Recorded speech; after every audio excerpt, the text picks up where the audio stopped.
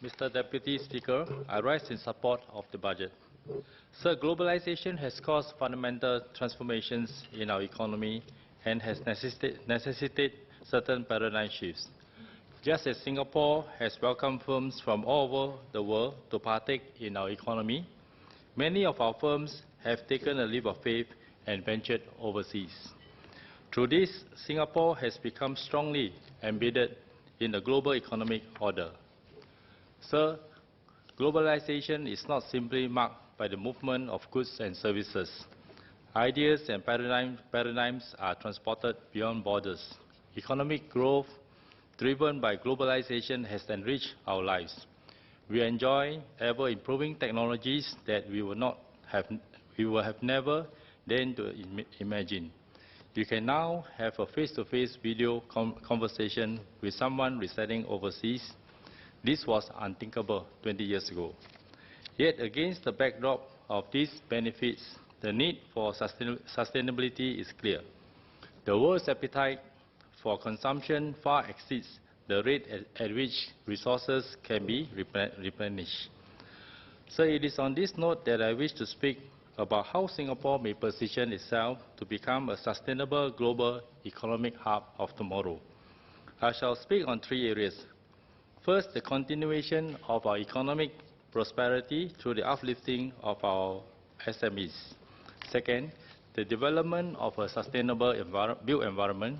Third, the perpetuation of Singapore's position as a global city. So the government has been supportive of our SMEs.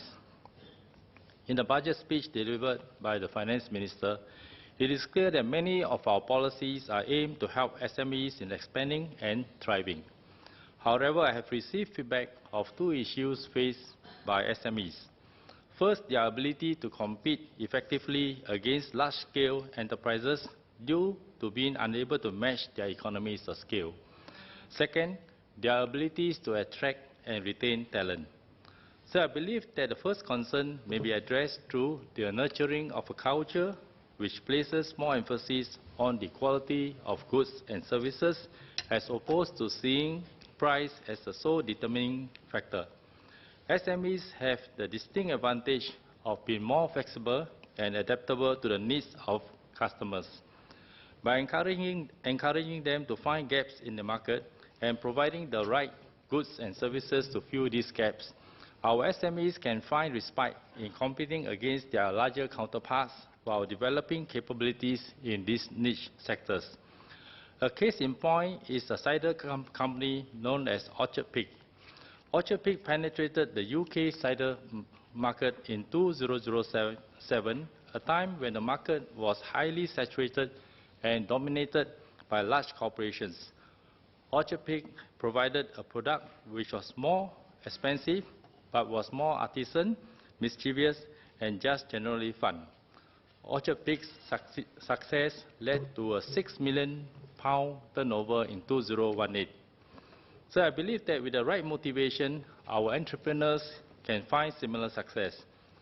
So regarding the second concern, the government's support is evident in a multitude of schemes aimed at helping SMEs employ local talent, such as the Professional Conversion Program and Career Support Program.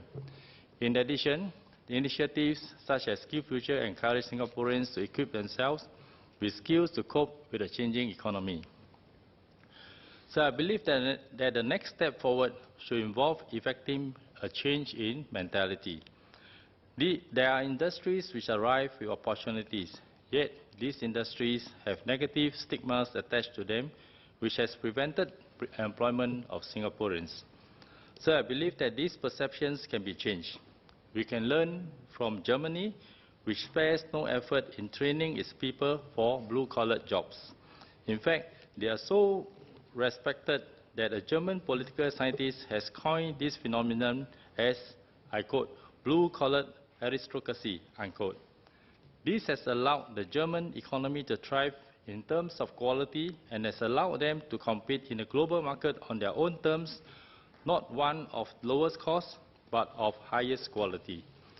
So by learning from them, we can effect a change within Singaporeans, wherein Singaporeans are happy to work in once shunned industries no longer been subject to ridicule or low in salaries, allowing us to develop Singapore talent in these fields, increase employment and the number of good jobs, while our goods and services become more attractive by merit of their qualities.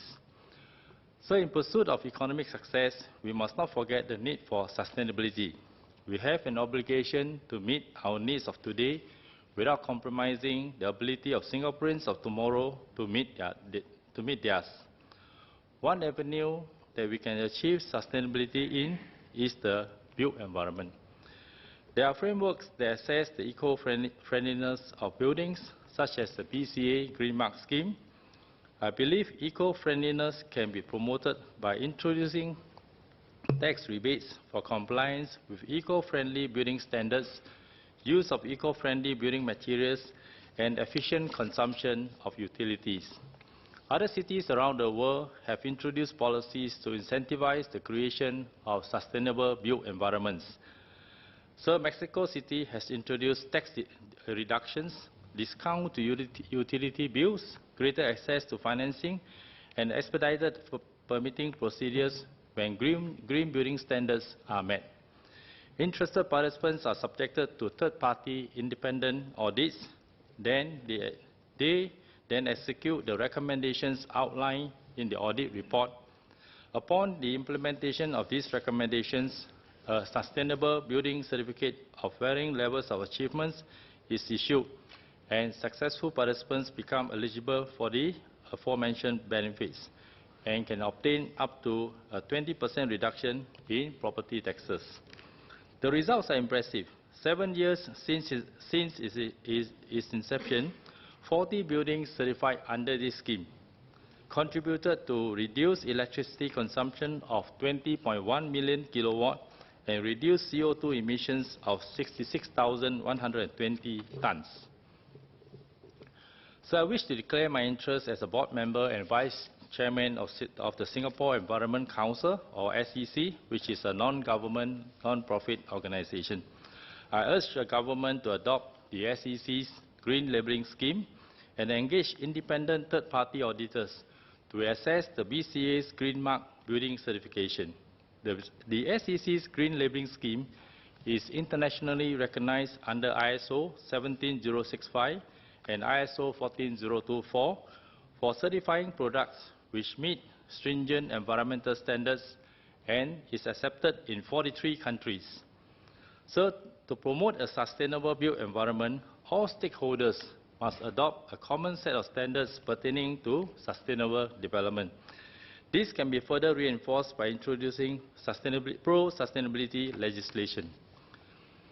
So I support the use of Building Information Modeling, or BIM, and integrated digital delivery for construction projects. I understand that BIM is not seamlessly integrated among developers, consultants, contractors, suppliers, and the authorities. This has resulted in the benefits of BIM not being fully reaped, resulting in stakeholders of construction projects suffering from redundancy. Furthermore, SMEs face difficulties in adopting BIM due to cost and manpower barriers. I urge BCA to consider shared integrated BIM services to support the industry. So my final point is in regard to the perpetuation of our status as a global city. Singapore enjoys her current levels of success due to us positioning ourselves as a global city and acting as a node by which the world may become more connected. To remain a global city, it is imperative that we pay attention to both our hardware and software. Singapore must continue to upgrade its hardware through ensuring a world-class infrastructure, high levels of security, and a beautiful green environment.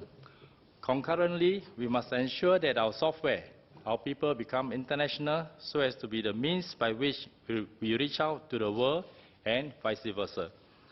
To maintain our position as a global city, we can learn from fellow global city, Tokyo.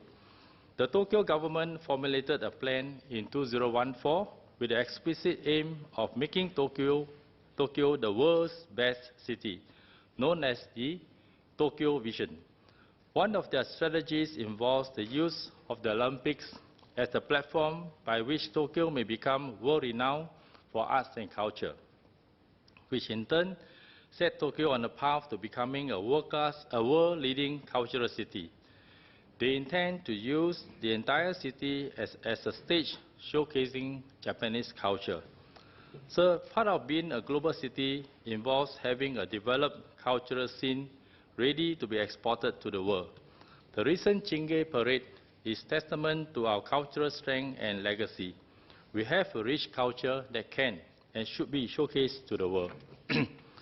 We should learn from Tokyo and utilize international events as platforms by which we promote our culture and cement our position as a global city. Another area in which we can learn from Tokyo is extensive and in-depth collaboration with other cities.